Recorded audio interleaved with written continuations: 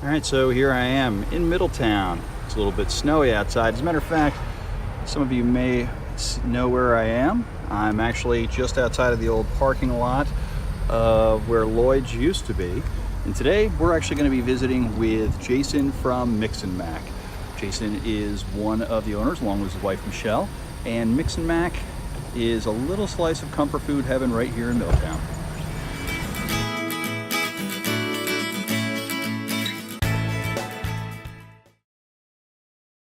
So today I'm joined by Jason, one of the co-owners of Mix and Mac here in Middletown, New York. Now, you started this business along with your wife a few years ago. At the time we had met in the restaurant business, we both had the same kind of direction and focus and goal, and that was to open our own restaurant. And well, you both were working in the restaurant business, both culinary, both chefs, or?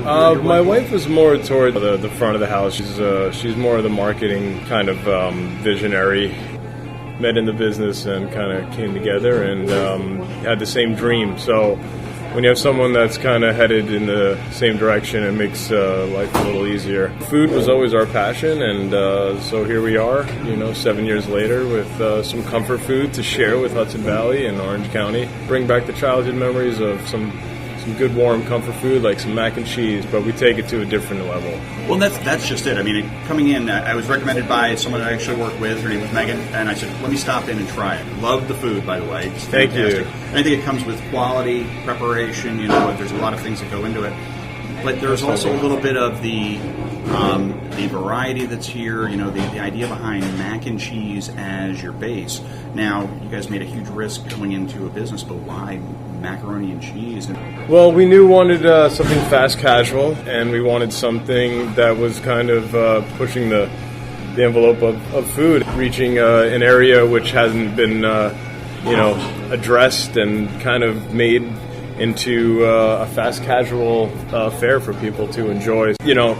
We were going to do some like cheesesteaks and panini press sandwiches, and we had like this assembly line idea, and we were going to serve some mac and cheese. Thought we had found something within the operation we were doing about mixing a little bit of ingredients into the mac and cheese, and then it just became our drive, and it became the core, the new way we were going to do things. What fell into the mac and cheese? I have to ask that way, but what fell into the ingredients that just kind of made it drive to the surface? It just became just a cheeseburger and a buffalo chicken to Tamaza to just, we can really just start building flavors through cheese and noodles, and then create these different levels of profile by adding different ingredients. So it just took on a whole other level and a whole other, stepping back and then looking into operation, and we decided to make mac and cheese the core of our operation here, and it just started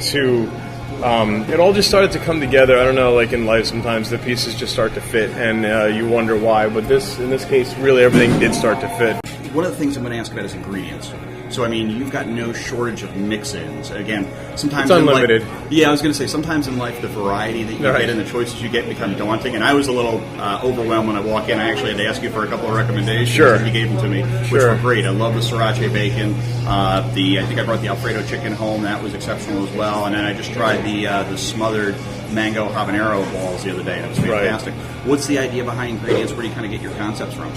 Well, believe it or not, just in culinary and just through my past and working in the food industry, I love the yin and yang of food. I love the savory and sweet. I love keeping things like a little edgy. When you start to create these Macs, what we've done is actually deconstructed anything that you can think of, whether it be sandwich form or some kind of form of pizza. We've taken anything that you could think of, spinach, artichoke, any kind of dish, Alfredo, scampi, which is one of our top sellers there, and we've just deconstructed it and reconstructed it into a mac and cheese where you can close your eyes and think you're eating something that you're not, but it's a mac and cheese. Like the French dip, for example, you're not getting a bread, you're not getting the prime rib, but you are getting these ingredients in a different form. Well, I saw you had in desserts are no shortage either. I mean, I saw the Hershey, was it a Hershey Kiss or Hershey chocolate bar rice pudding? Yes, so we do seasonal rice puddings.